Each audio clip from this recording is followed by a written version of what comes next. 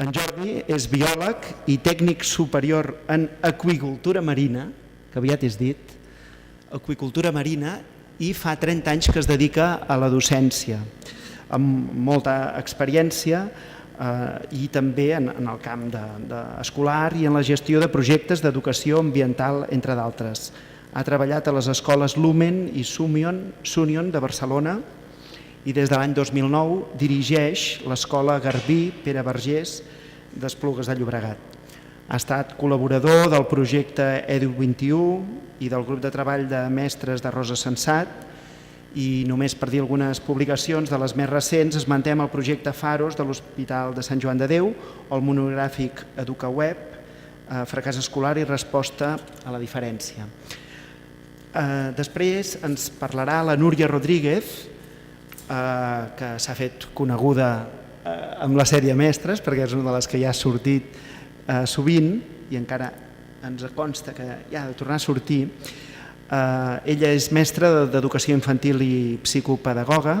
Des de fa 5 anys treballa a l'Escola Fructuós Gelabert de Barcelona i és col·laboradora de l'Institut de Ciències de l'Educació de la Universitat de Barcelona en el programa d'Educació Infantil i en l'acompanyament de mestres novells. La seva trajectòria professional com a mestra està lligada a la reflexió sobre l'educació psicomotriu, el cos i les emocions, i a més la Núria a estones és pallassa, com ja demostra sempre, però ho aplica especialment als hospitals, anant periòdicament en serveis com el de la Vall d'Hebron per infants. I finalment la Pepita Raméntol, que poc se us ha de presentar a la gent de la Seu d'Urgell, que és mestra i llicenciada en psicopedagogia, ha treballat en les diferents etapes educatives, des d'infantil a la secundària i també en diferents tipus de centres, la majoria aquí en aquesta comarca, l'Alt Urgell, en escoles rurals i a les escoles de la Seu i 2 vegades també en escoles d'Andorra. Actualment treballa a la unitat de suport a l'educació especial de l'Institut Joan Brudieu de la Seu, i en fi, ella és a l'origen del grup de mestres de l'Alt Urgell Cerdanya, amb uns quants més que estan aquí al davant, que després d'haver anat a les escoles d'estiu de Lleida, em sembla, es van animar a crear aquest grup que ja fa una colla d'anys que funciona i en fi, i que en té en la Pepita una dels seus referents, que a més és membre des de fa molts anys de la Junta de la Federació de Moviments de Renovació Pedagògica. Bé, dit tot això, ja donem la paraula a en Jordi Carmona. És apretar, no? Sí? Molt bé, moltes gràcies, Vicenç. Se'm sent bé? Sí. No. Sí? Ara sí, Molt bé. Doncs moltes gràcies, Vicenç. És un honor, no? Tu has parlat del tema, jo podria dir, un home de mar que ha vingut a muntanya, no? I tinc aquest honor d'estar avui aquí amb tots vostès i compartir amb la Núria i amb la Pepita. I jo encara que soc molt alt, avui em sento petit al costat vostre, perquè vosaltres sou d'aquelles mestres que teniu força i que ho demostreu amb moltes activitats i coses que feu. He tingut la sort que ve amb mi una companya, la Mercè, de l'escola, que em fa companyia també, perquè nosaltres treballem en una escola que és l'Escola Garbí, que és hereva d'un projecte educatiu que té 90 anys. Ara jo això voldria ressenyar-ho en aquest moment. És un projecte que neix amb l'Escola del Mar, a la platja de la Barceloneta, i que en el seu dia va significar aquelles escoles, aquelles escoles a la República que n'hem sentit parlar en moltes ocasions, i que va significar aquell moviment de renovació pedagògica amb la Rosa Sensat, Galí, Pere Vergés, que va ser el nostre fundador, Ferrer i Guàrdia, que van ser els pioners de la pedagogia de casa nostra, no només els pioners, sinó que van ser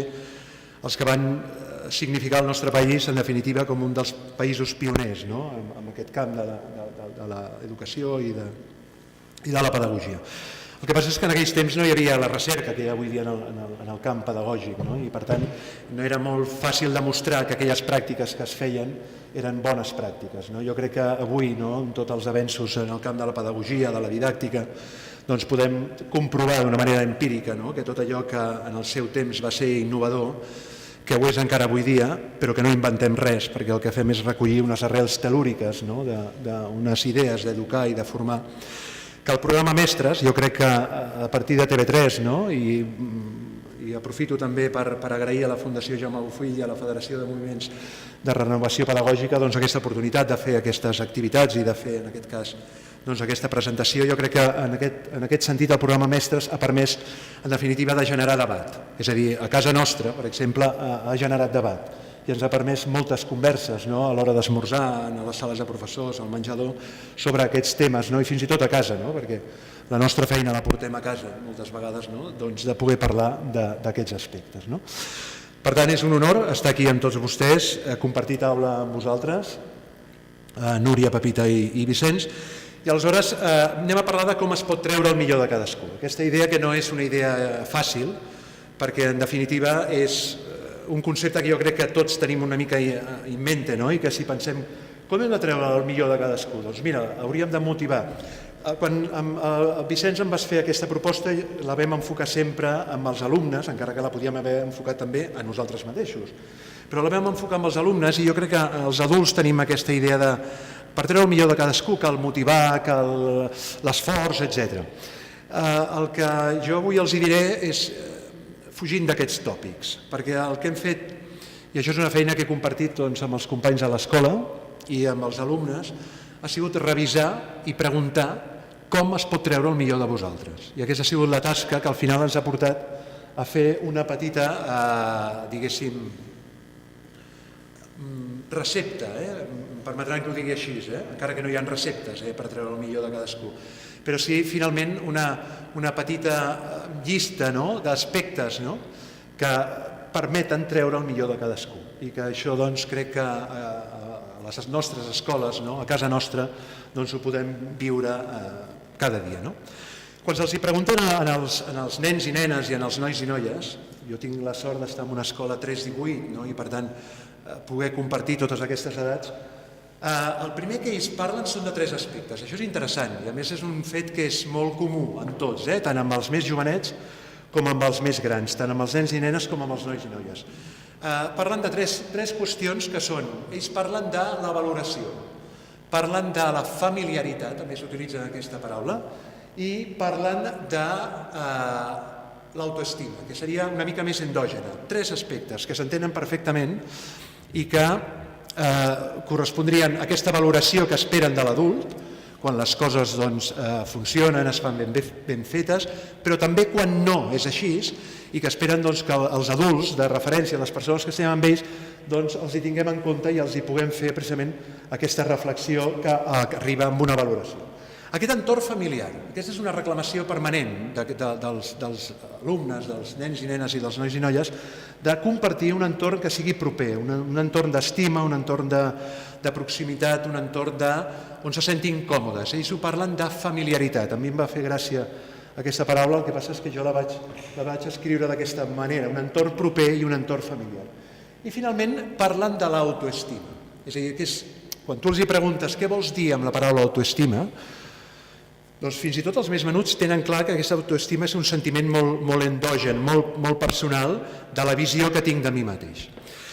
Quan varen tenir aquesta petita, aquests 3 conceptes, el següent pas va ser, i nosaltres què podem fer per valorar-los bé, perquè l'entorn sigui proper i familiar i perquè la seva autoestima, aquest concepte d'un mateix, creixi cada dia per fer-los persones que en definitiva siguin lliures, responsables, fortes i preparades per la vida i per l'entorn. I aleshores vàrem veure el següent. I començaré aquí, després d'aquesta descripció general, a entrar ja en temes una mica més particulars. Vàrem veure que per desenvolupar aquests aspectes, i torno a dir que són aspectes que formen part de la didàctica i de la pedagogia més arrelada a casa nostra, més telúrica, vull dir que són coses que crec jo que tenim tots presents. El que passa és que per dur-les a terme hem de canviar la visió que tenim de l'escola. Fins fa poc, però això no ha estat així sempre, és a dir, aquestes escoles que parlàvem, que ara compleixen 90 anys, Eren escoles a l'aire lliure, eren escoles on no hi havia agrupacions dels alumnes, eren escoles sense horaris, eren escoles on els mestres treballaven a tots els nivells. Per tant, tampoc descobrim res nou. Eren escoles que no eren magistrocèntriques, aquesta idea de l'escola que transmet els coneixements. Per poder treure el millor d'un mateix hem d'aconseguir canviar aquesta visió de l'escola. L'escola ja no transmet només coneixements, és un fet que sabem.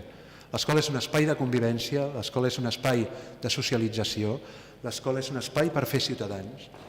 Però si això no ho focalitzes com a l'aspecte principal, és impossible que ho acabis fent.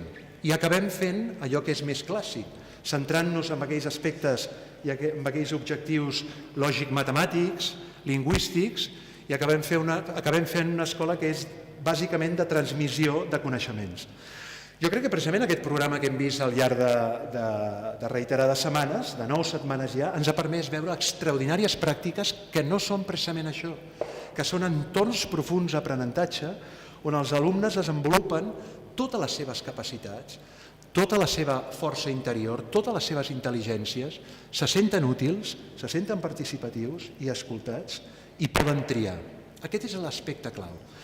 Però clar, això té una aplicació, té una manera de fer, no? I aleshores aquesta manera de fer nosaltres hem trobat aquesta, no? Reflexionant hem trobat. El primer pas és l'anàlisi de la classe, és a dir, el professor o la professora ha de conèixer en profunditat quines són les característiques de la seva aula, dels seus nois i noies, dels seus nens i nenes, conèixer-los profundament, tot el que passa a les seves vides interessa, el tractament de la diferència, el tractament de la diversitat, tant amb la dificultat com amb aquelles persones que poden manifestar precocitat o talent en alguns aspectes. Anàlisi de la classe, metodologia d'aula, programació, activitats d'aula i avaluació.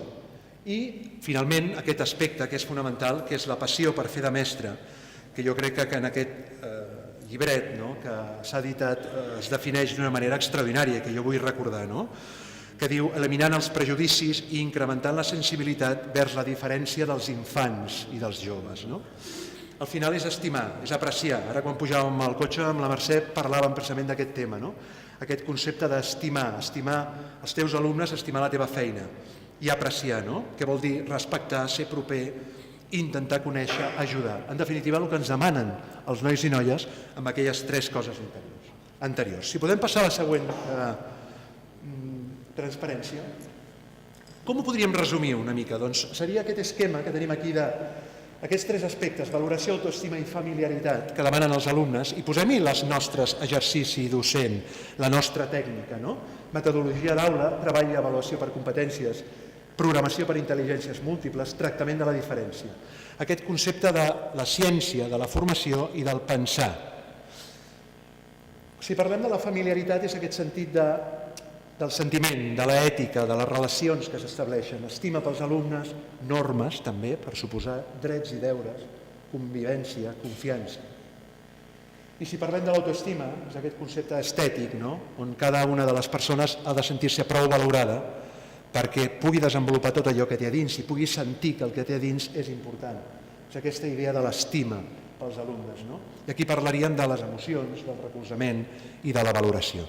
Seria una manera d'agafar les 2 visions, aquesta visió dels nostres alumnes i la visió dels professionals, i poder-la encaixar en un model que ens permetés, si passem a la següent transparència, doncs veure aquests 2 aspectes. La diversitat de l'aula, un fet que és absolutament natural i necessari, és importantíssim en aquest aspecte que tots els professors, professores, professionals que ens dediquem a l'educació coneguem en profunditat les característiques dels nostres nens i nenes, que coneguem en quin moment estan de la seva vida, que coneguem quines són les seves necessitats, que sapiguem introduir ritmes d'aprenentatges que són diferents, que sapiguem observar amb ells els seus sentiments, l'alegria, aquells moments que poden estar més tristos o més capficats, que siguem capaços de distingir amb ells la dificultat però també el talent.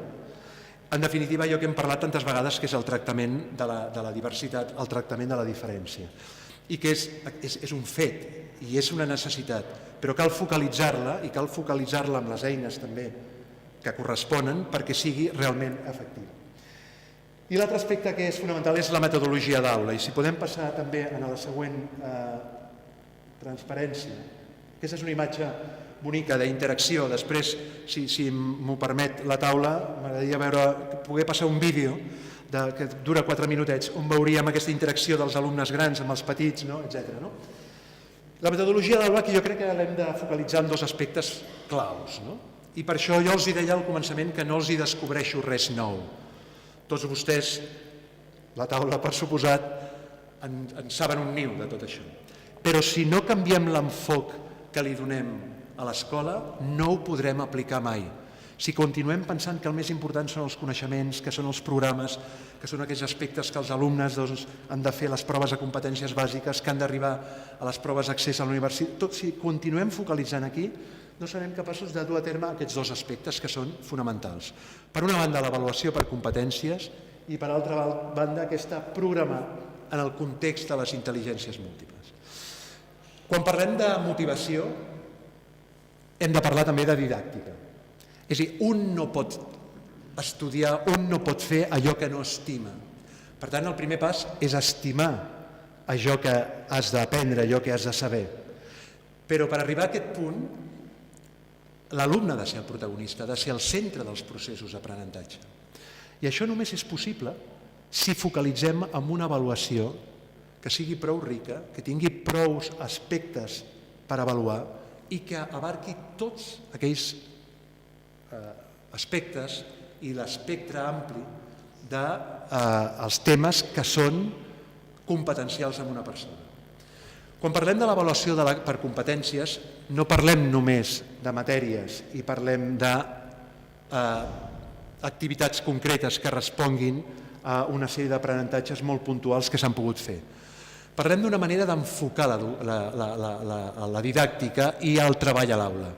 Parlem de l'aprenentatge cooperatiu, parlem dels aprenentatges a partir dels projectes, parlem dels aprenentatges a partir del descobriment, parlem dels aprenentatges a partir de la resolució de problemes, parlem dels aprenentatges contextuals en l'aula, parlem d'aquells aspectes que avaluarem en els nostres alumnes i que diversificaran totes les seves activitats d'aula i que els faran amb ells protagonistes autèntics d'aquest procés. En definitiva, aquesta idea de l'avaluació per competències, i a mi m'agrada dir-ho d'aquesta manera, és la cua que belluga el gos. M'entenen el que vull dir? És la cua que belluga el gos. Perquè si nosaltres focalitzem en l'avaluació i, per tant, som capaços de descobrir què volem, quins indicadors ens han de dir que aquests nens i nenes i nois i noies que tenim a l'aula han adquirit aquells aspectes de la seva formació necessaris, i obvio la paraula coneixements i parlo dels aspectes amplis de la formació, serem capaços, per tant, de programar de la manera adequada que els faci sentir-se protagonistes. Si se senten protagonistes i al centre d'aquest procés d'aprenentatge, serà possible que arribin a estimar aquests processos d'aprenentatge.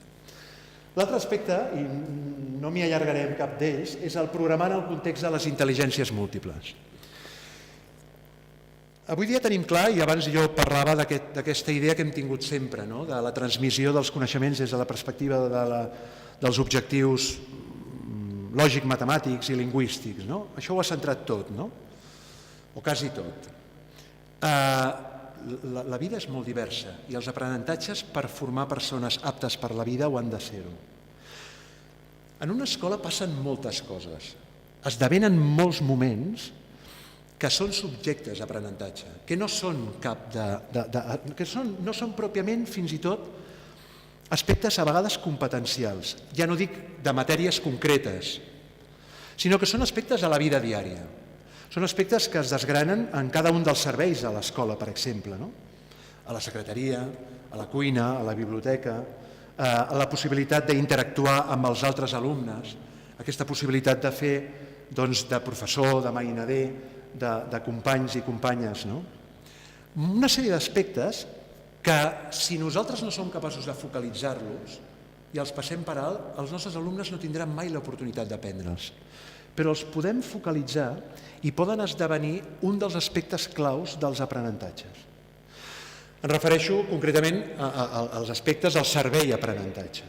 És a dir, aquells aspectes que permetran a cadascun dels alumnes d'incorporar-se d'una manera habitual i normal en els diferents serveis a l'escola i desenvolupar tasques que tenen una gran component competencial però que no tenen a veure estrictament amb aquests coneixements i amb aquestes matèries clàssiques que hem vingut desenvolupant.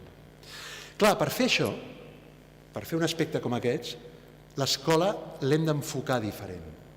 És a dir, hem de ser capaços, i això és el que comentava al començament, d'establir un projecte d'escola que impregni tota la vida escolar, on cadascun dels nois i noies i dels nens i nenes pugui desenvolupar totes aquestes intel·ligències de les quals és posseïdor.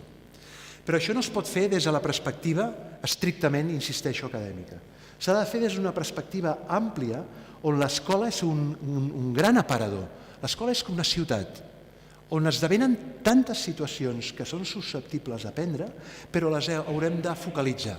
El servei d'aprenentatge n'és una, la participació dels alumnes d'una manera molt directa i decidida en els aspectes didàctics n'és una altra, i, per suposat, la presència dels alumnes en els òrgans de govern de l'escola també ho és. Jo els comentava aquests 3 aspectes, no? És a dir, sentir-se útil, sentir que compten amb mi, que participo i poder triar.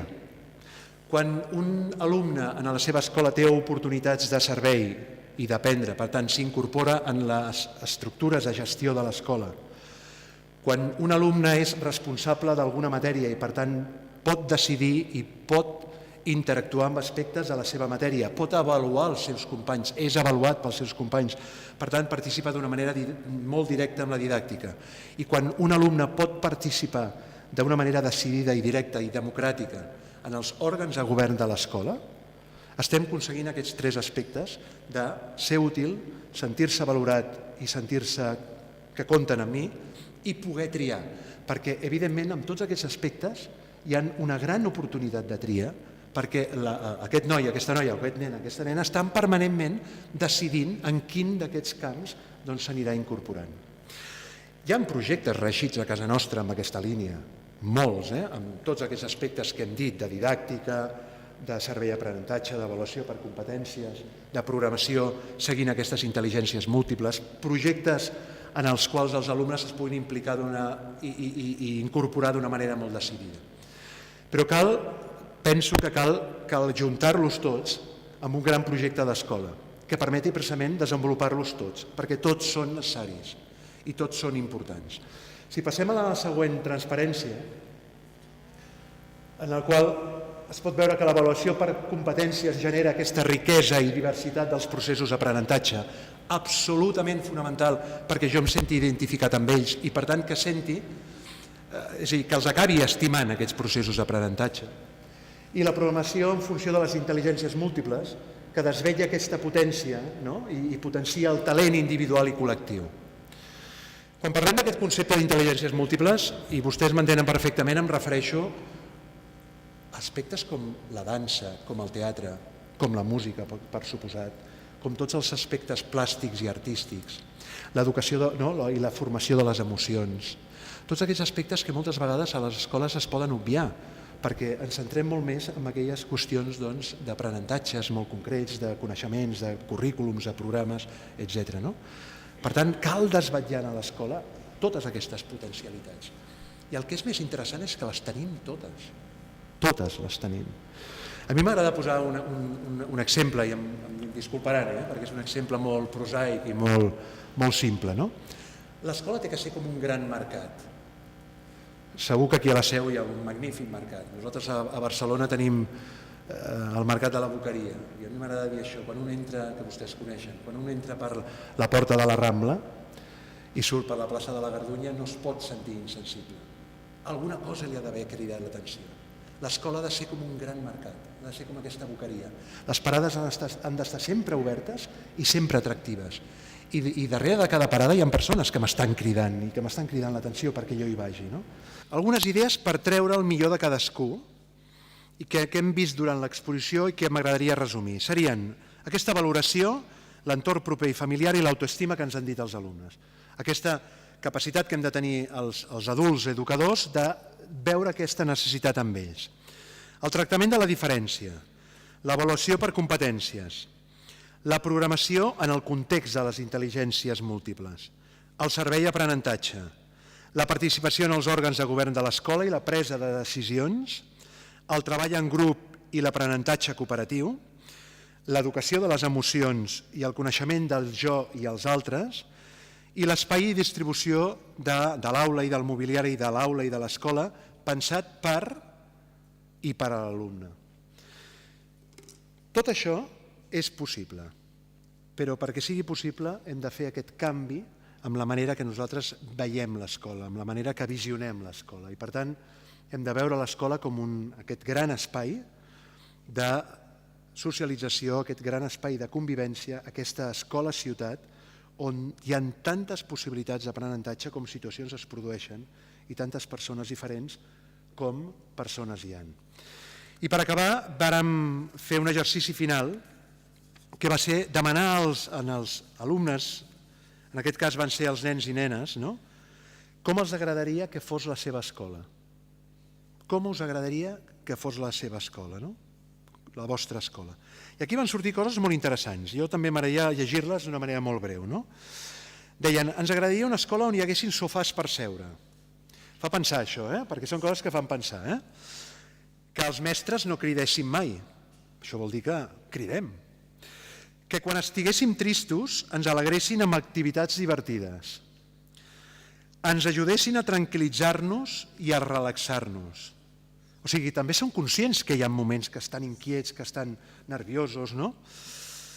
Els professors juguessin amb nosaltres. Cadascú pogués triar la seva feina o el projecte a fer. Hi haguessin molts concursos, no només per Sant Jordi. Les coses que surten són interessantíssimes perquè són aspectes de sentir-se important i valorat i participatiu, de poder triar i sentir-se útil, Hi haguessin animals o mascotes a les classes diferents. Sortíssim abans per poder jugar. Aprendre jugant. És a dir, el concepte que hem d'aprendre, però podem aprendre d'altres maneres, no? No només seguir el llibre, fer altre tipus d'activitats. Tria de matèries optatives. Que hi hagués música per relaxar-nos. Torna a sortir aquesta idea de que a vegades estem tensos i per tant necessitem espais de relaxació i de tranquil·litat. Ens ensenyin tècniques per estudiar. És aquest concepte de que hem de treballar i hem d'estudiar, però necessitem fer-ho de maneres diferents, cadascuna adequada a les necessitats que té cadascú. Reforç i ampliació pels que tenen més dificultat.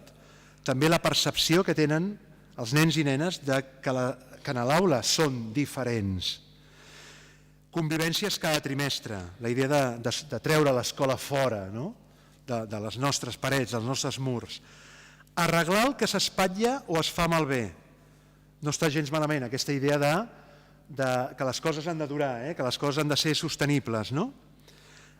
Deien, i així jo ho transmeto i ho comento, atenció al client, deien, per quan hi ha problemes.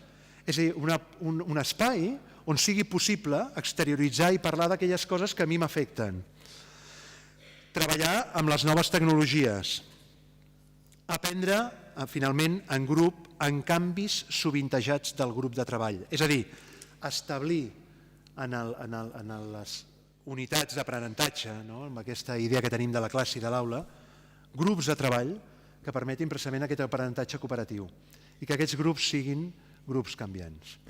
A mi m'agrada pensar que l'escola és per moltes criatures una segona oportunitat a la vida, perquè malgrat acabant de començar, que estan per estrenar, moltes criatures petites porten una motxilla amb moltes esgarrapades i porten molta fredor i molta tristor, i arribar a l'escola i trobar-se això, amb una mirada d'estima, de respecte, de pensar, confio en tu, sé que malgrat les dificultats anirem endavant, això és un regal i això és la millor pomada per curar les ferides i per pensar que les coses aniran bé.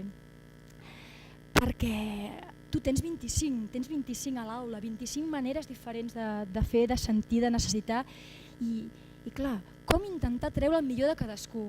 Jo hi ha molts dies que no me n'en surto i surto a la tarda amb un rau a la panxa pensant, ostres, Núria, avui no ha anat gaire bé, Ui, quina tarda que m'han donat, És clar, estan...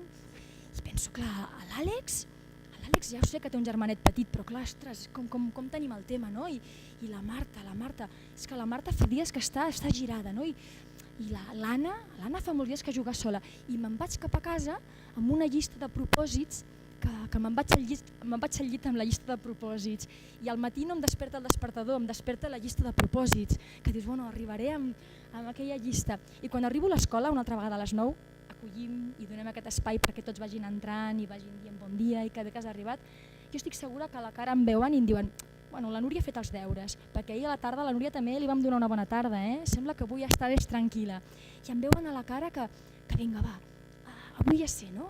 El Miquel, que li costa això, doncs començarem per aquí, el Joan una doble extra de carinyo, i comença el dia una altra vegada, amb bones cartes, perquè quan arribo pel matí i els veig arribar amb aquella cara, no? Que penses, no? Ja no ha tingut un bon dia aquell també, no? Segur que pel matí dic, què ha passat, no? Et portem poca estona de marxa però segur que t'ha renyat la mare, és que no em volia posar aquesta samarreta, dius, bueno va, a veure com això ho comencem, vinga, si estem nerviosos respirem una mica. És curiós quan feies la llista de deures que m'he anat apuntant, la carta als Reis que han fet els teus alumnes és fantàstica i anava apuntant algunes que deia, jo quan estic molt nerviosa, Jordi, vols jovent, i dic, parem un moment, que ara estic nerviosa. I començo a respirar i ells em miren i pensen, millor que respiri la Núria, no? Perquè anem bé si respira la Núria, no? O si un està nerviós, dic, respira Jordi, respira, no? I que bueno, aquestes eines que tu estàs fent servir per tu mateix i que ells estan agafant com a bones eines, no?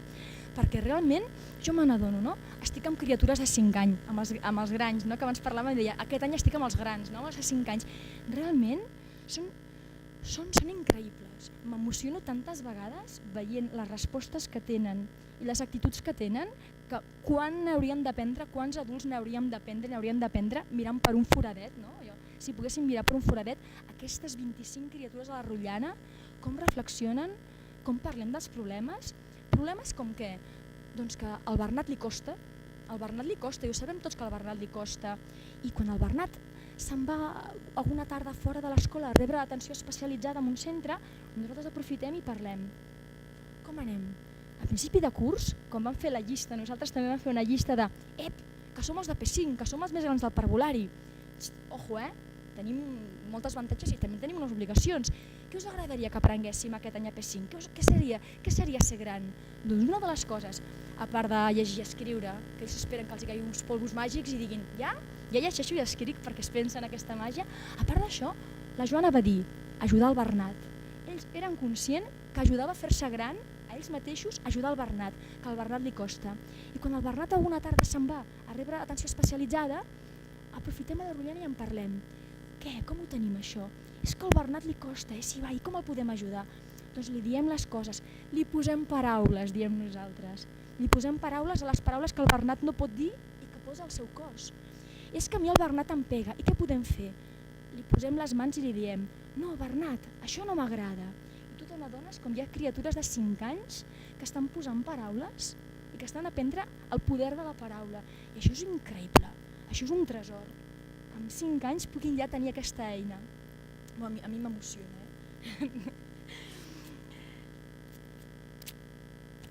I bueno, jo penso que la mestra està allà, no? Quan tu deies abans, has començat parlant, us canviaré el xip de la proposta que penseu de com atendre, no? I tal. Jo pensava el mateix, quan te sentia parlar deia, a mi m'agrada pensar amb el mestre també observant, a part del fer, a part de l'acompanyar, a part de buscar el que li fa falta a un altre, el mestre observant, el mestre atent, aquesta mirada amorosa, de respecte, no? Observant on cal més suport, observant on cal tibar i on cal frenar, on cal estimular i on cal contenir. Déu-n'hi-do, quin gran repte, no? Com dic jo, no sempre me n'en surto, hi ha dies que millor, dies que pitjor, però bueno, vaig amb la consciència de que això no ha anat bé, faig la llista i bueno, intentem, no? Com ho podem fer? I que aquest objectiu és potenciar, no? Aquest desenvolupament harmònic de les criatures, donant a cadascú el que toca.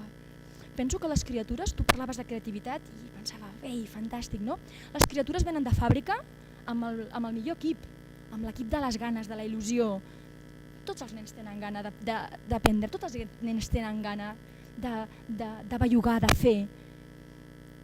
Que això es mantingui és el nostre repte. Aquest és el gran repte, mantenir i poder ajudar a cadascú on toqui. I jo penso que la mirada del respecte, la mirada de l'estima i la mirada de la confiança en què tu ho pots fer són les grans eines que tenim nosaltres perquè això sigui així.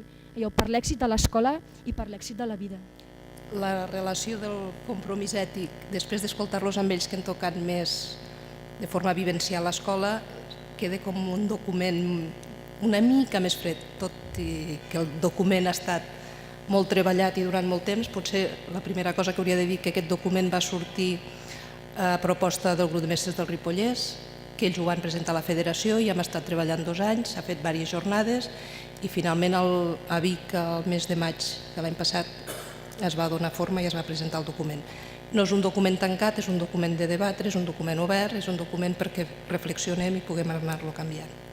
És el document que teniu i que si algú li falta és a fora, juntament amb el programa dels debats. Amb aquest document, si algú ja l'ha vist, hi ha 5... La primera idea que van presentar el grup de mestres del Ripollès era fer un codi deontològic de la professió docent. Això va canviar i van passar a ser un codi ètic. I finalment, després de buscar molta informació, de debatre-ho molt, ha acabat sent el compromís ètic. Aquest compromís ètic està estructurat en 5 apartats: a l'apartat de la infància i la joventut, a l'apartat de les famílies, del centre educatiu, de l'entorn del centre i de la societat. Quan me'l vaig estar mirant per treure les idees, per com es pot treure el millor de cadascú, vaig fer un buidatge molt llarg, com sempre, molt llarg. I hi havia l'apartat de la infància i la joventut que pràcticament tot tocava d'una manera o d'una altra, tocava el tema. Finalment l'he reduït molt i molt i molt, l'he sintetitzat molt, i com que el tema té molt a veure amb la diversitat, no he posat ni una de les aportacions que surti la paraula diversitat, perquè jo considero que diversitat és a qualsevol col·lectiu humà, qualsevol aula és diversa, és igual que sigui amb colors de pell i és igual que sigui amb capacitats, o que sempre que hi ha un col·lectiu humà hi ha diversitat. Per tant, he obviat expressament la paraula diversitat dins de les 10 diapositives que fan referència al document i que poden servir per entendre com poden treure el millor de cadascú, i una vegada més també m'he centrat en l'alumnat més que en el professorat, que també s'hauria pogut fer pel professorat. El primer és garantir el dret a l'educació. He marcat de cada una en paraula més gran.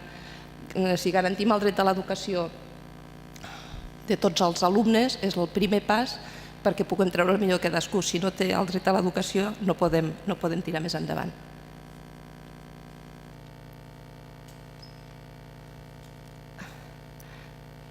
Amb aquesta penso que d'alguna manera també ho han dit ells abans, és desvetllant el gust i el goig d'aprendre. Com deien abans, tots els nens, tots els joves tenen ganes d'aprendre, depèn de com ho muntem nosaltres, aconseguirem més que això progressi. Amb aquesta hi ha 2 temes, el que passa és que el de la tranquil·litat i la calma, que és molt important, no l'he remarcat, però sí que he remarcat respectar els ritmes d'aprenentatge i sobretot, per això hi havia la diapositiva, la col·laboració i la cooperació entre tots.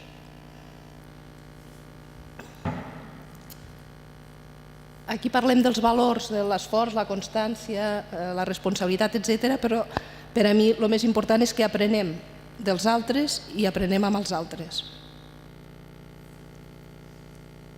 Un altre punt era educar l'element crític, creatiu i l'ètic. Per aquí parlàvem de pensar, analitzar els valors, etc. Facilitar experiències, jo suposo que aquí és bàsicament la ponència que ha fet el Jordi, experiències motivadores i reals per fomentar, que despertin la curiositat i la creativitat.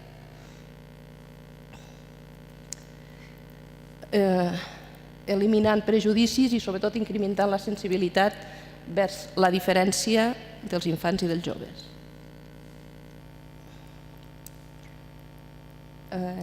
Això em sembla que ho han dit ja ells abans, tant un com l'altre, ser sensibles als interessos de l'alumnat, a les seves preocupacions, a les seves motivacions i a la seva realitat. He posat una que crec que cal sempre treballar conjuntament amb les famílies per implicar-les en el procés d'aprenentatge dels seus fills.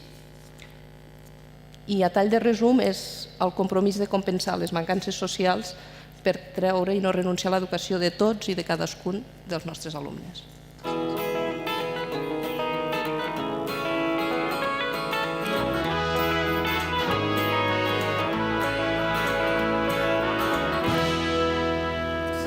Avui, l'escola per tots.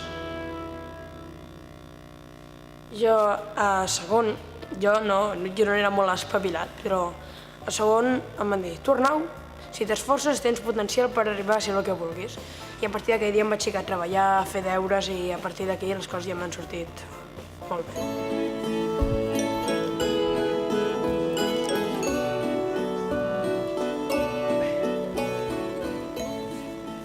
N'hi ha que els costa més que altres. N'hi ha que acaben la feina molt ràpid, n'hi ha que van molt lents, hi ha una mica de tot. Els nens que els hi costa més, jo trobo que fan anar pitjor a la classe, perquè has de tenir més paciència amb ells, els hi costa més entendre. Després li han d'anar explicant mentre els altres s'han d'anar esperant. Després es perd temps de classe. Però de vegades també et serveix per acabar d'entendre-ho millor encara. Les coses són les que són, no? I a la gent que els hi costa, doncs se'ls ha d'ajudar, no? No per això ni s'ha de dir, ni per supost se'ls ha de discriminar, no?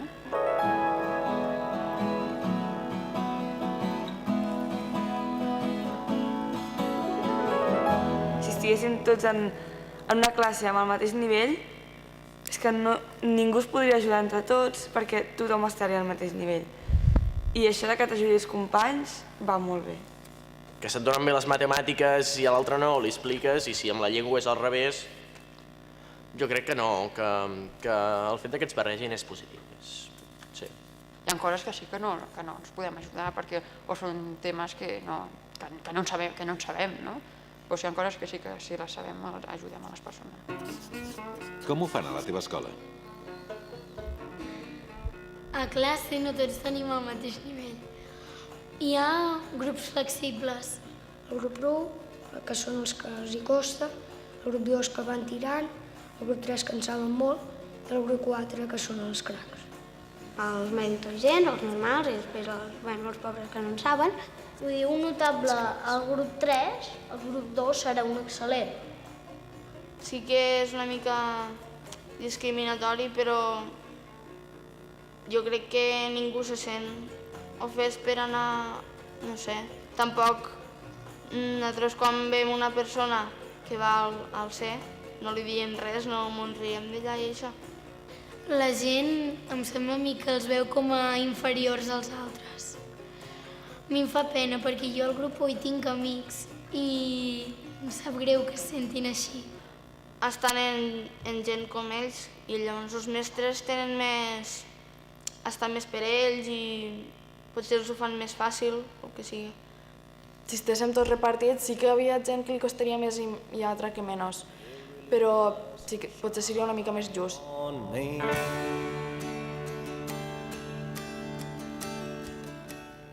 Bé, ara em sembla que sí. Doncs res, obrim una mica el debat amb les aportacions que s'han fet aquí. Aquí tenim un micro que ens agradaria molt que ens diguéssiu que el demaneu per fer... Ah, no, és allà el micro. Vale. El té la Teresa. I mentre esteu esperant-vos per aixecar la mà i fer la vostra aportació, a veure... Mira, ja n'hi ha una, va.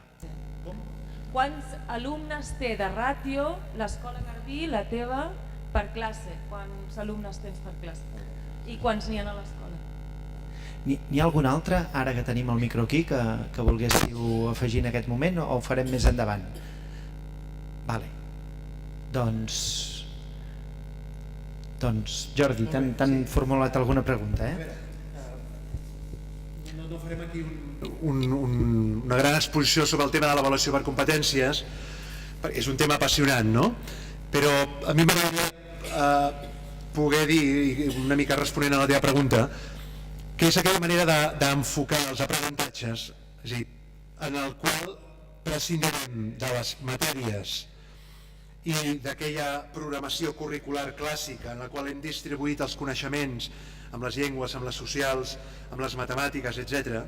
I farem aquest exercici de cercar aquests aspectes que són imprescindibles per l'aprenentatge d'una persona. De competències hi ha una colla de competències, que m'agradaria poder-les comentar en un moment, en tot cas, però jo crec que això no és el més important, sinó que el més important és que en el moment que nosaltres comencem a avaluar en aquest aspecte de les competències, el que estem fent és posant en els alumnes en una situació d'aprenentatge en la qual poden dur a terme totes aquelles capacitats que tenen dins seu. Competència comunicativa, metodològica, competències personals, específiques del coneixement i la interacció amb el món físic, etc. Però el que és interessant, el que és realment interessant és que en el moment que nosaltres comencem a avaluar amb aquestes competències, deixem ja de tenir presents les matèries, de tenir presents aquests coneixements tancats i els obrim. I en el moment que els obrim, donem una gran oportunitat als alumnes de que puguin demostrar i que puguin dur a terme processos d'aprenentatge que són molt diversos. Aquest seria, jo crec, la idea i l'enfoc d'aquesta avaluació per competència, sense entrar en el detall aquest de la definició pròpia de la competència. Per exemple, vaig a posar un exemple molt concret, no? Per exemple, si estem treballant les competències matemàtiques i volem treballar-les específicament, les podem treballar des d'àmbits molt diversos, fent, per exemple, una activitat relacionada amb la història o amb la demografia. Podrem focalitzar en competències matemàtiques molt concretes que aleshores es desgranaran d'una manera molt natural de processos d'aprenentatge que poden ser molt diversos. Són aquests processos que jo abans parlava d'aprenentatge per descobriment, aprenentatge per projectes, el propi aprenentatge cooperatiu, aprenentatge per problemes, és a dir, generar context i situacions concrets a partir de les quals nosaltres podem tenir presents tota una sèrie de processos d'aprenentatge que haurem identificat com a processos competencials. Serà important en aquest cas que tinguem els indicadors adequats a cada un d'aquests processos, de cada una d'aquestes competències. La segona pregunta que em feies, la ràtio, havia aquest concepte de la ràtio. Nosaltres tenim aules, això també és un tema interessant i jo no m'he volgut allargar amb aquest aspecte, però la nostra agrupació no és pròpiament l'aula classe. La nostra agrupació és el grup d'alumnes. És aquest concepte que els fets en educació esdevenen en petit grup, amb aquest grup de 7, 8, 10 alumnes que treballen junts, que aprenen junts, que són amics. En el nostre projecte, i torno a insistir que el nostre és un projecte que és hereu de l'Escola del Mar, cada una de les classes té 3 grups. Aquests grups es podrien dir 1, 2, 3, es podrien dir ABC. Nosaltres hem mantingut el concepte dels colors que són l'herència d'aquesta escola pionera de l'Escola del Mar. Són el color verd, el color blau i el color blanc. De manera que a totes les classes, des d'infantil fins a segon de batxillerat, els alumnes s'identifiquen amb un d'aquests colors i integren un d'aquests colors. A cada classe hi ha 3 colors i aleshores a partir de cada un d'aquests grups de treball, de cada un d'aquests grups d'aprenentatge, es va desgranant tot el projecte d'escola que té amb la vida social, que té amb el servei aprenentatge, amb els càrrecs de servei aprenentatge, que té amb la dinamització de les matèries i que té amb la participació en els òrgans de govern de l'escola el seu projecte essencial. La ràtio que nosaltres tenim si parlem d'alumnes-professor, jo puc dir que a infantil tenim una ràtio d'uns 16 alumnes per cada professor o professora. Quan arribem al batxillerat aquesta ràtio no arriba als 5 per un tema de la diversificació curricular i les estructures que es donen en aquest cas en l'optativitat del batxillerat. Però les aules són aules de 25 alumnes, són aules de 30 alumnes, però això no és important. A mi m'agrada dir amb els companys i companyes, i això ens ho repetim, que l'important és que tu no tinguis mai 30 alumnes a l'aula, perquè, és a dir, els processos d'aprenentatge et permetin diversificar aquesta agrupació de 30 alumnes, i això nosaltres ho intentem fer sempre a partir d'aquesta estructura que és el grup color. Som 915 alumnes. 915 alumnes. Una escola 3 i 8 de 915 alumnes. No. Un espai obert, creatiu per a alumnes de secundària en algun país, és a dir, aquest espai que ens has mostrat aquí eren nens petits, el sofà on estava, si s'ha provat això d'espais oberts amb nens de secundària. Sí, hi ha experiències, i a casa nostra hi ha experiències molt interessants d'espais oberts,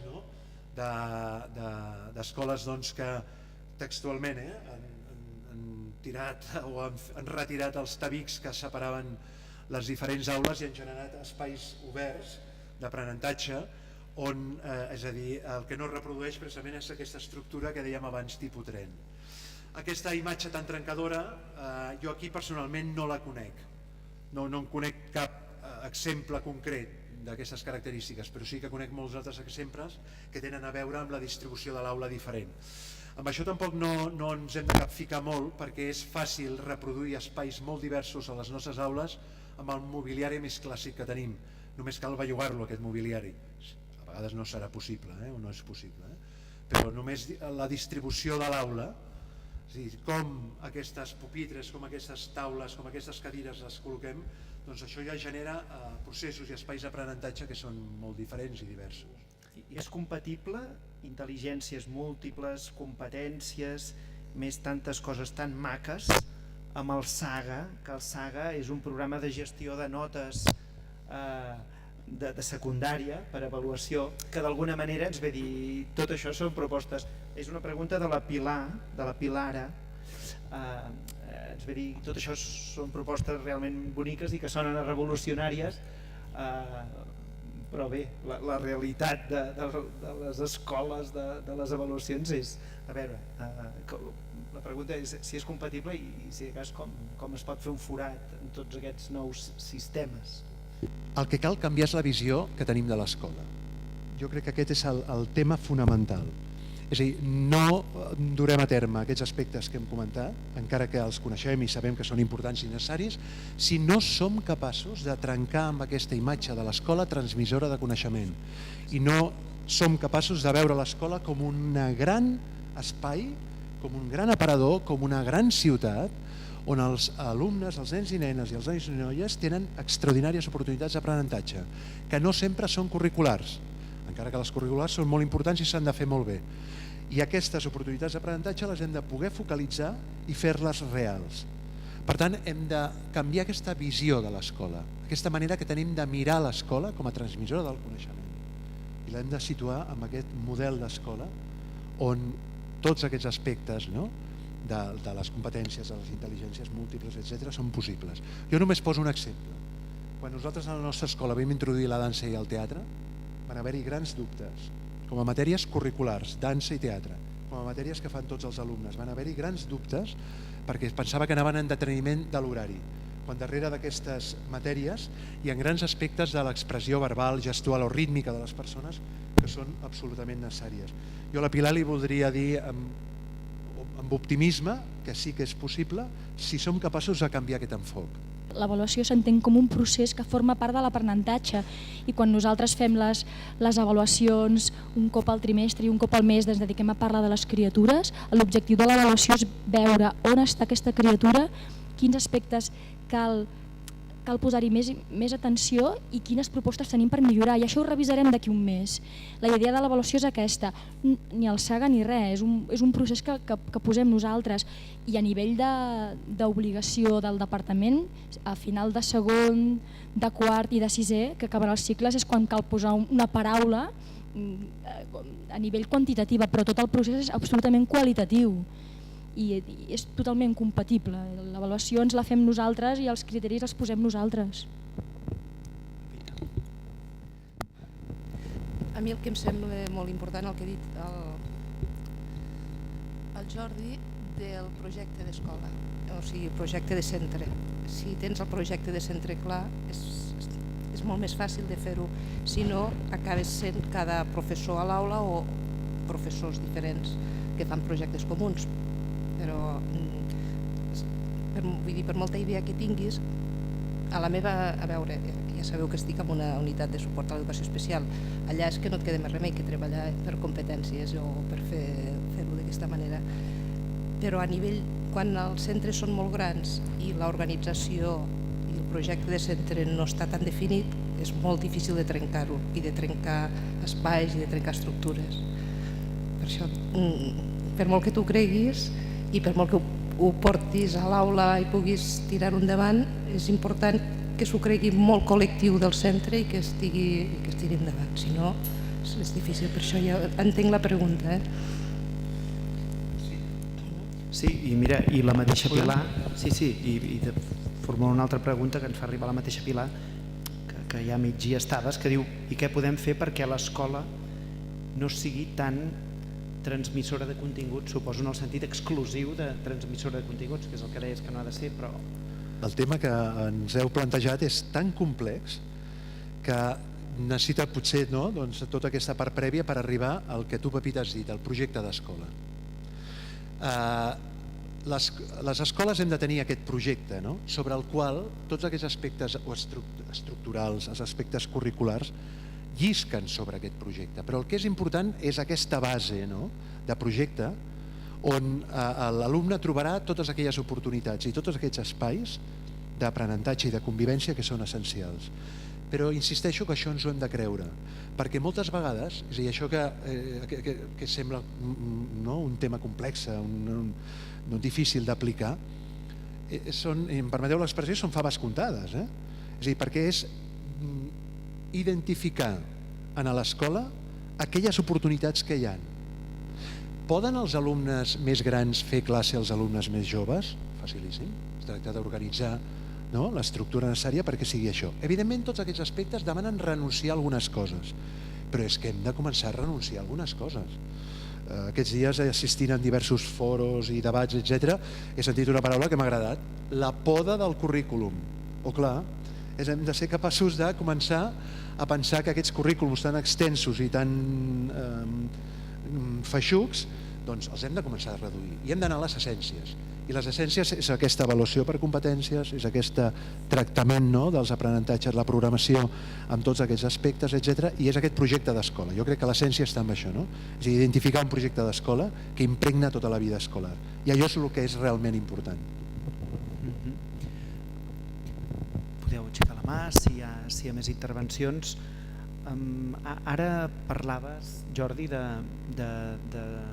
dels alumnes més grans, fer classe als més petits, això, la Pepita, que ha estat mestra d'escoles rurals unitàries, això és fer... No sé com ho valor... és bàsic, però a més m'agradaria que ho valoressis, és a dir, d'una banda és bàsic, és obligatori, és fer de la necessitat virtut, però deu ser precisament, no sé quina valoració en fas, és una experiència de creixement important també, no? És molt positiva pels nens. A vegades aprenen més d'un company, el mateix que els hi expliques tu, li explica un una mica més gran i els hi és més fàcil d'entendre. Quan tens, jo estava en una unitària, tenia alumnes des de 3 anys fins a 6è, però eren pocs, però sempre hi havia algun moment que millor el de 6è estava amb l'alumne de 3 anys i jo estava ensenyant a llegir amb el de primer. Però és que el mateix que els hi dius tu, els hi entra més fàcilment perquè estan més propers amb llenguatge a vegades del que vols fer tu. L'experiència d'una escola rural, sobretot quan són d'aquestes tan petites, a part que sigui molt enriquidora, no té res a veure amb la realitat actual.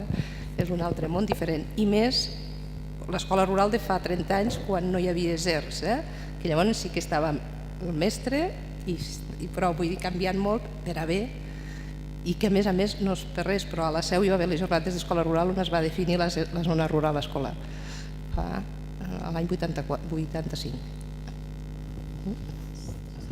Pensàvem en l'experiència aquesta de grans i petits i després una idea que tu també comentaves molt, que és el treball cooperatiu, i que ells, amb aquesta llista fantàstica als Reis, que me l'he apuntada, que ells comenten, fer treballs en grups diferents. Jo pensava en una experiència que vam tenir fa un parell de setmanes amb aquest fantàstic grup que us explico de P5, que són la bomba. Doncs estem ara enfrescats en un projecte que vam començar amb els esquelets i estem amb el cos humà, i quan vam començar a pensar en els esquelets jo els vaig preguntar, però vosaltres com us imagineu que sou per dins? Per dins, i vam començar a dir els ossos i la sang i els pulmons i la menjar i tal, i dic, escolta, i això com ho podríem dibuixar? Us imagineu que es dibuixessin per dins? I alguns van començar a dir, ui, que difícil, ui, quina por, tal. I jo vaig preguntar, a veure, algú de vosaltres no li fa por dibuixar-se per dins? Llavors, uns quants van aixecar la mà, els que no tenien por, i vaig dir, doncs escolteu, vosaltres que no teniu por, per què no alguns de vosaltres que teniu por us poseu amb els que no teniu por en parelles i ho feu? Va ser fantàstica l'experiència. Es van posar en parelles, el que tenia por i el que no tenia por, es van dibuixar per dins uns dibuixos increïbles que han fet en parelles, de com s'imaginen per dins, i un cop acabat vam recollir, però quins dibuixos, però això és increïble això, com treballaven en equip, i un cop acabat vam fer la reflexió de dir, que us en recordeu quan he fet la pregunta? Sí. I què, els que teníeu por, se'n recordeu qui tenia por? Ningú aixecava la mà. I aixecant un parell, jo vaig dir que tenia por. I què ha passat? Doncs que en veritat em semblava que tenia por, però quan m'he posat a fer-ho amb aquest, doncs no tenia por. I vam estar parlant d'això, de com ens hi posàvem davant de les coses noves, quina por, i el treball en parelles va ser excel·lent, i després ens va permetre aquesta reflexió, com entomem una cosa que ens espanta i com en parelles, com ens ajudem. Aquí tindríem un gran model d'aprenentatge per competències, perquè a partir d'una idea inicial del cos humà s'han anat desgranant aprenentatge cooperatiu, competència d'aprendre a aprendre, competència d'expressió artística en aquestes edats, queda més reduït, però hi ha competència també lingüística, comunicativa, etc. A partir d'un projecte central ha sigut possible posar en solfa molts aspectes d'aprenentatge d'aquest nivell. Aquesta reflexió final, que tot aquest procés, jo em quedo la cara d'ells veient com teníem una por, l'hem superada, i ostres, i això què vol dir? Que la propera vegada que tindrem una por, què pensarem? Doncs que tindrem solucions. Molt bé, nois. Aquesta idea, tinc un problema, busquem solucions. Us voldria demanar que l'escola d'avui, les noves tecnologies hi són presents completament, suposo que ofereixen moltes possibilitats, i voldria que valoréssiu això, en el marc del que estem parlant, de treure el millor de cadascú, l'impacte de tot això, de les oportunitats i els reptes, perquè també he sabut que a vegades hi ha el judici de dir, ostres, ara amb l'1x1 i aquestes coses, els nanos tots tenen un ordinador a casa que s'hi han posat un problema a sobre perquè tot el dia estan en el Facebook, i són coses que han passat. Això potser seria el parany, però a veure, en genèric, les noves tecnologies, que és una cosa a tenir completament present en l'escola d'avui, com ens encaminen aquest tema?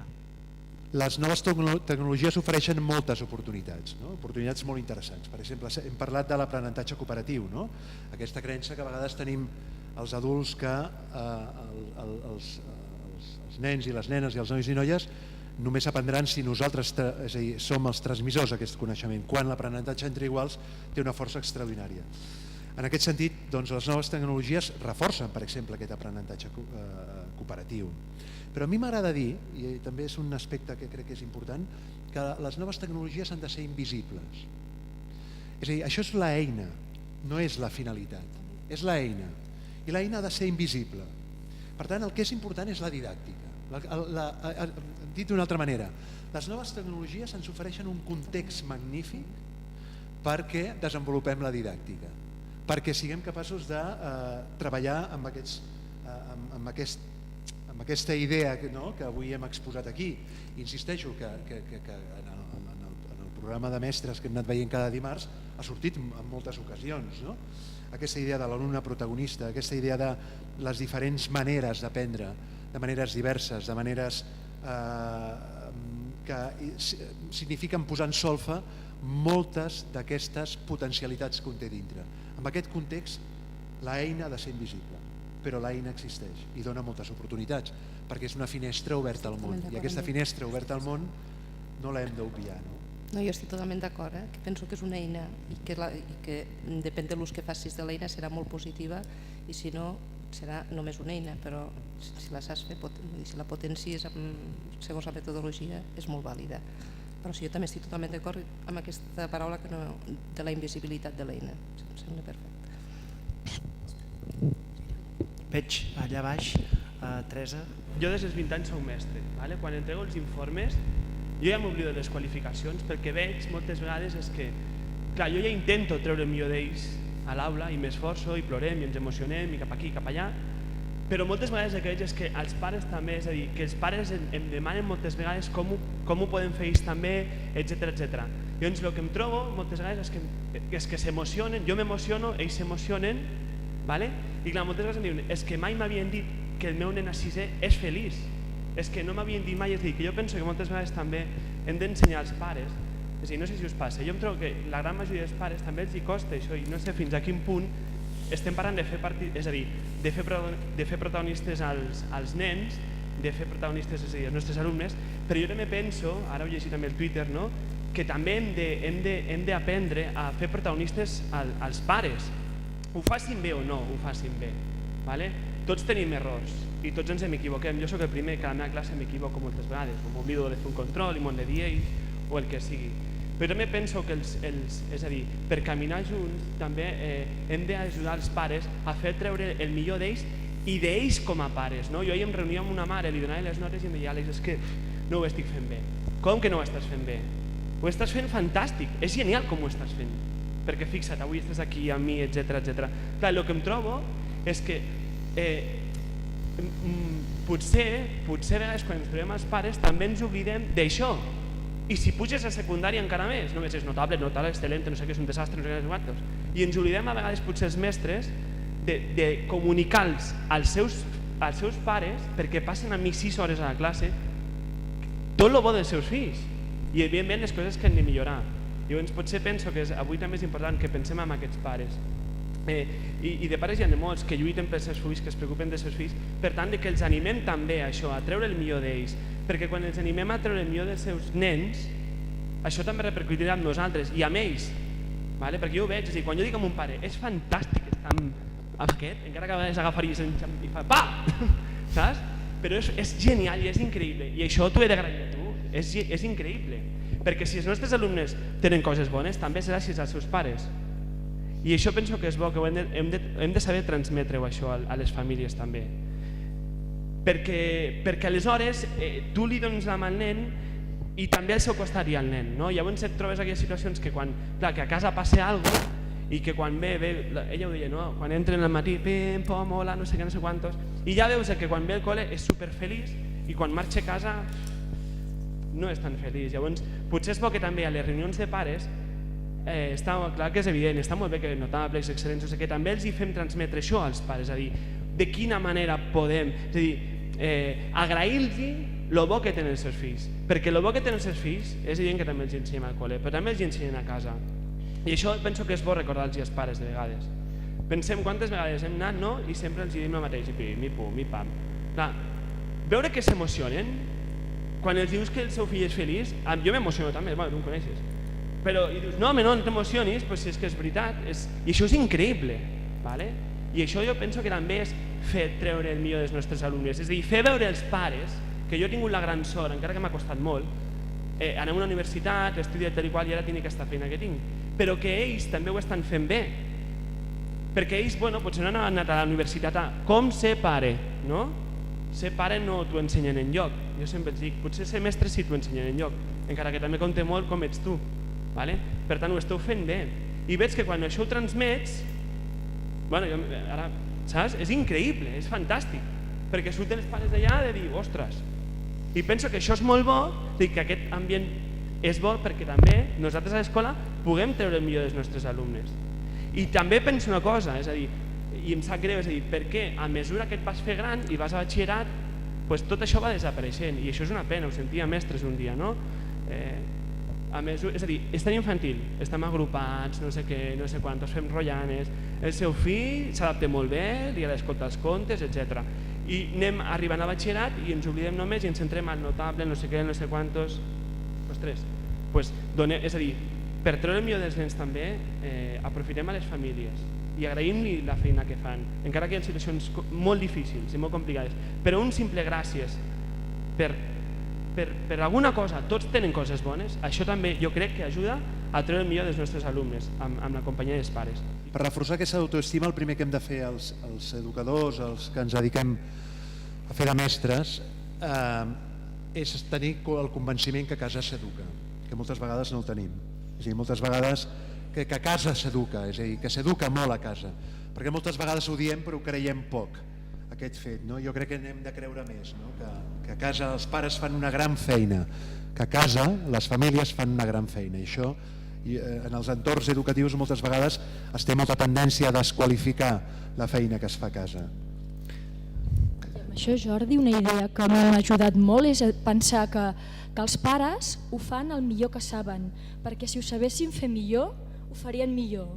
I amb això m'ha ajudat molt a vegades d'aquesta mirada, igual que és la mirada amorosa cap als nens, la mirada amorosa cap als pares. I una família que se n'adona i que es creu que tu t'estimes el seu fill i que som un equip, això és una família que està amb tu, perquè la família que se sent qüestionada per la mirada del mestre, ostres, aquí genera una inseguretat que evidentment aquesta inseguretat l'està transmetent a la criatura. A mi m'agrada pensar que una família confiada és un nen que aprèn.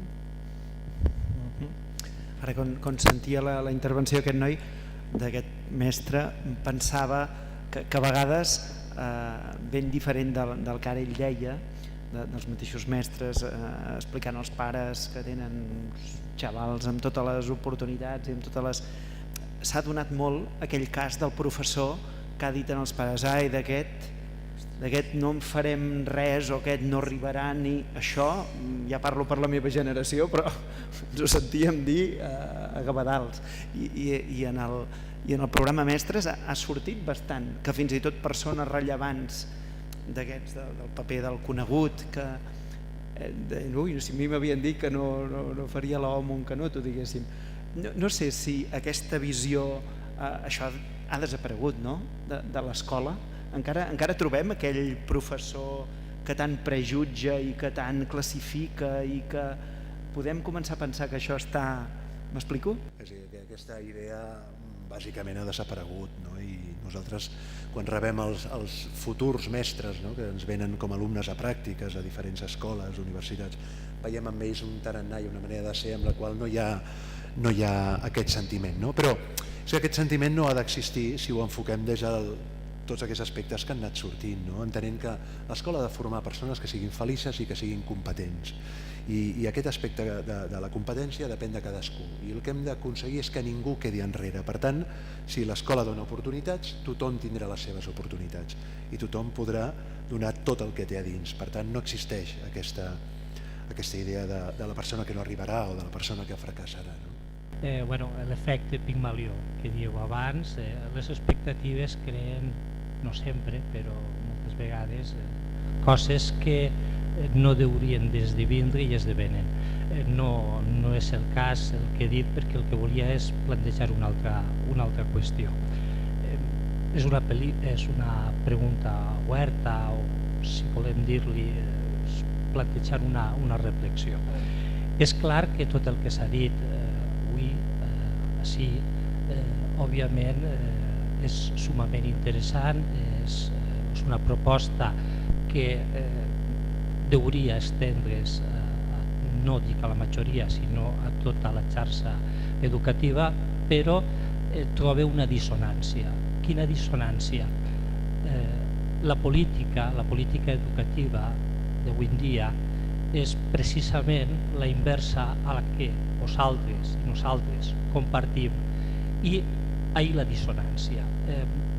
És lícit, malgrat fer-ho, malgrat reivindicar-ho, parlar de tot això quan precisament des de l'administració educativa, no vull entrar en noms i cognoms, precisament està afavorint, precisament està volent desenvolupar un tipus d'educació que mirem-ho com mirem-ho és contrària a tot el que s'està postulant ara. Diguem que la reflexió seria aquesta. No és una utopia, perquè la persona pot treballar individualment, en grups, però sí que és cert que al davant estem enfrontant-nos a una situació política que precisament no és reivindicativa de tot. Això és el meu parer, és el meu criteri, no és precisament semblant, no és precisament en la línia que així es defensa. Se defensa el pragmatisme, se defensa no l'avaluació sinó la qualificació, se defensa l'emprenedoria però no la cooperació. S'estan defensant tant d'una manera explícita com implícita aspectes, criteris, diguem-ne, fórmules que no són realment les que avui se defensen. Era simplement plantejar aquesta dissonància, de que ja està, ja es ve bé parlar d'aquestes coses, treballar, esforçar-nos, però tenim al damunt una mena d'espasa de Damocles que no sé si són conscients. Demà n'hi ha una vaga, com reaccionem? Tindrem la mateixa força per a reivindicar el que avui estem reivindicant? En altres llocs, en altres contextos, era simplement això, no era una pregunta tant, sinó una reflexió. Gràcies. És un tema complex aquest, no? Perquè podem caure, jo t'entenc perfectament i comparteixo amb tu molts dels aspectes que has dit, no? I jo sóc una persona que m'agrada dir que nosaltres hem tingut i tenim oportunitats educatives fantàstiques en el nostre país, que a vegades s'han malmès per qüestions diverses. Per exemple, la LOCSE va ser una gran oportunitat educativa que van tenir a casa nostra i que en un moment determinat, des de diferents àmbits, tant des d'àmbits públics com d'àmbits privats, la vam acabar desfent. Ara tornem a recuperar molts aspectes de la LOCSE, perquè avui hem parlat de temes que són absolutament de la LOCSE, però és que no són ni de la LOCSE ni són allò que he començat dient, són aspectes. En educació innovem permanentment, però no inventem quasi res, està tot inventat. Per tant, jo crec que amb aquesta idea el que hem de fer és recuperar un esperit... Bé, jo soc de caràcter optimista per naturalesa, però recuperar un tarannà i una manera de fer que ens permeti superar tot això, que forma part, jo crec, d'aquest manifest que lliga molt amb aquesta qüestió que hem comentat de l'ètica del professorat. La nostra tasca és una tasca molt important, és una tasca molt agraïda, jo crec que en contra de que moltes vegades es diu, jo penso que la nostra és una feina molt agraïda i molt valorada socialment, i els primers que ho hem de sentir així som nosaltres i ens hem de sentir valorats socialment, i això ens ha de permetre de construir un entorn d'un cert optimisme utòpic que com una pastanaga que tenim davant ens permeti estar perseguint sempre un objectiu en el qual no ens l'acabarem mai, perquè aquest objectiu d'educar i de formar persones és un objectiu que no s'acaba mai i mai estarem plenament satisfets, però sí que hem d'estar molt corulls de la feina que es fa, de la feina que fem, d'aquesta capacitat d'innovar permanentment. I innovar vol dir fer coses, i fer coses vol dir totes aquestes coses que avui han sortit i totes aquestes experiències tan boniques que hem pogut veure a través d'aquest programa que ens reuneix avui aquí, en definitiva també. Jo crec que quan un col·lectiu es planteja fer coses, no es conforma amb on està ni amb el que té, és possible, per sobre de totes aquestes situacions que jo també, amb els companys possiblement compartim, no? És a dir, a vegades no ens ho posen fàcil, però és que la nostra feina no és una feina fàcil per definició, no? I hem de, penso jo, superar aquests aspectes, no? I a mi m'inspira molt, no? Tot aquest tema de l'escola nova, no? I allò que dèiem, no? I l'escola del mar, no? Aquella escola que era com un vaixell plantat a la sorra, no? De la platja de la Barceloneta, no? On els alumnes feien l'activitat a l'aire lliure i feien classes de literatura amb una barca, no? Que sortien al mar, no? I era una escola pública, no? I era una escola magnífica, no? I era una escola on l'hora de dinar, per exemple, era l'activitat més important, socialment més important del dia, i l'aula més important, no? Perquè efectivament, no? En el moment de dinar hi ha una quantitat d'aspectes, no? Que hem parlat competencials, no? De formes, de maneres, no?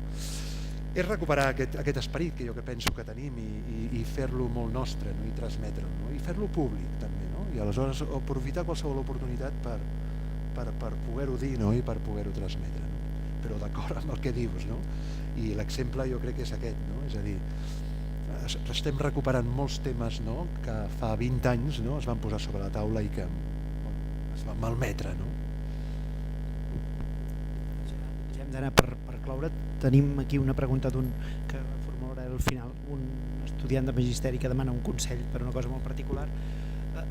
Una cosa que us voldria demanar una certa valoració, perquè ha sortit per part dels nanos que deien que si jo vaig al grup B1, B2, els nivells, el que els hi costen, a veure, ja se sap que tothom és diferent, tothom té ritmes diferents, s'ha parlat com de l'escola inclusiva, tu ens parlaves del Bernat, que tots estaven pendents, això deu ser, suposo que l'escola inclusiva es valora com enriquidora, l'escola comprensiva aquella altra que inclou gent de tots nivells, però en els últims anys a l'escola també ha augmentat més, a la secundària, grups allò per nivells, els que tiren més, els que tiren menys, un fet que tampoc està provat que faci anar gaire més endavant alguns que els altres, ben científicament, però en tot cas us plantejo a tots plegats la valoració d'això, d'aquesta, si és un progrés que això avanci per aquí, si no està demutat,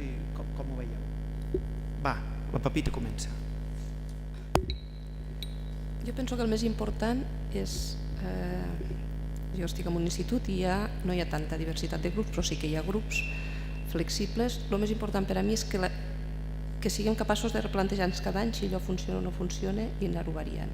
I mirar a veure, per definició preferiria grups heterogenis, tot i que no m'agraden massa ni les paraules, igual que he dit abans que no he posat diversitat, tampoc posaria heterogenis i homogenis perquè no existeix la paraula homogeni dins d'un grup.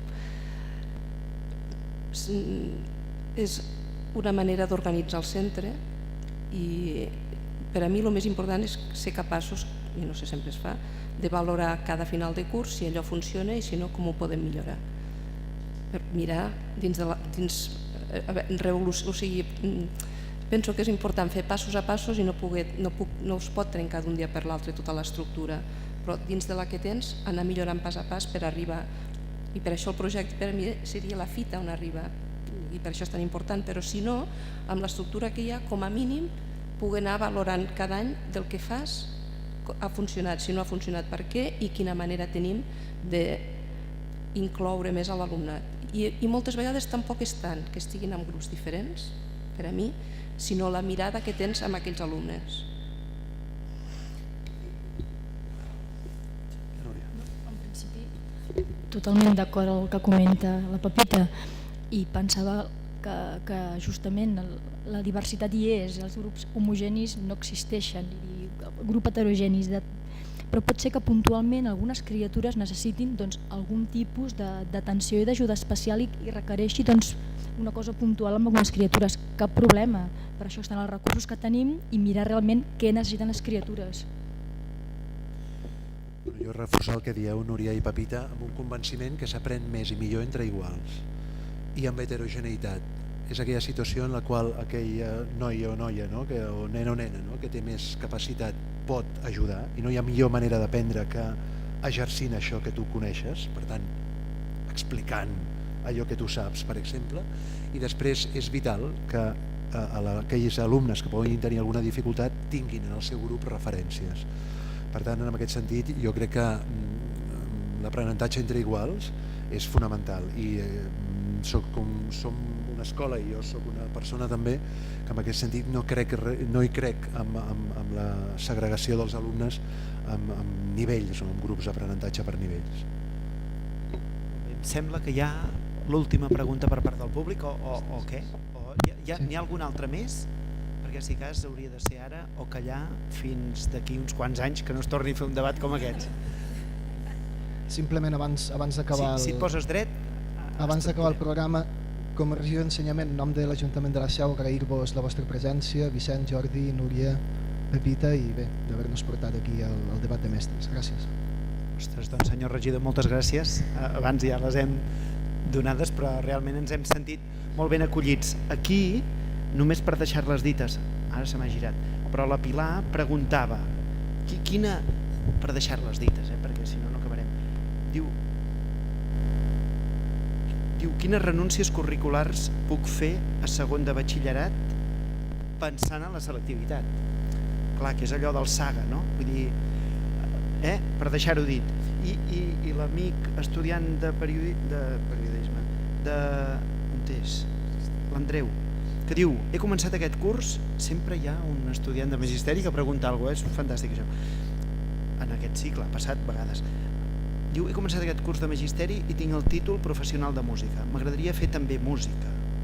Què m'aconselleu? Fer les dues coses alhora, una primer que l'altra, un primer, l'altre després, encara que així estaria 4 anys sense tocar la música. Hi ha una menció de música en magisteri que l'he de fer. I quina especialitat de música creieu més convenient per combinar-ho amb magisteri? Pedagogia és... Pedagogia és la que més té a veure, però m'agradaria una valoració de les altres amb magisteri, o sigui, musicologia, interpretació, direcció, composició. Gràcies. Diu, bueno, algú hi entén d'això, perquè jo penso que el que li hem de dir és que amb aquestes ganes de fer coses que té, que faci la que més li agrada, que la farà bé segur, sense cap mena de dubte, no? I Vicenç, permetem una cosa, perquè aquest tema que la Pilar ha posat sobre la taula jo crec que és un dels grans temes, no? És possible en un curs com el batxillerat, que inicialment veiem com un curs de transmissió de coneixements permanent, treballar d'aquesta manera que desperti el millor de cadascú? Absolutament. Perquè el que hem de començar, i crec que avui ho hem dit unes quantes vegades, el que hem de ser capaços de veure és que aquests nois i noies no aprendran només quan estem nosaltres davant. Per tant, els hem de donar oportunitats d'aprendre d'una manera diferent. I tornem a les essències que dèiem abans, no? Projecte d'escola i visió d'escola, com veiem l'escola. Si pensem que tot el coneixement que ells han de portar a les proves de l'ESPAU, que jo entenc que la Pilar va molt per aquí, no? Només el podem transmetre nosaltres. Amb aquella activitat magistral és evident que no podem fer res més, però si tenim aquesta visió, no? De que ells poden aprendre de maneres molt diferents, per suposat que faran també moltes coses diferents. És aquest aspecte que jo penso que hem de ser capaços de trencar amb aquesta cadena, no? Que encara ens té a vegades molt o massa lligats. Molt bé, doncs ja ho deixem aquí. Moltíssimes gràcies, Jordi. La teva exposició realment ens ha obert molts suggeriments a tots. La teva també, Núria. La teva també, Pepita. A la Pepita, a més, li agraïm la gran cosa que ha sigut muntar això aquí dalt, la col·laboració de l'Ajuntament. Ens ha agradat molt de ser aquí, al Pirineu, portant un dels debats. I ja ho sabeu, la setmana que ve festa, però si voleu, la següent, el dimecres de Pasqua, per dir-ho així, a les 6 de la tarda podeu connectar amb el bloc Semestre avui, que farem l'última, amb una ponència del Salvador Cardús a Vic. I si voleu venir, ja ho sabeu, i els nostres telespectadors que ens estan escoltant, doncs ja ho saben. Apa, adéu-siau.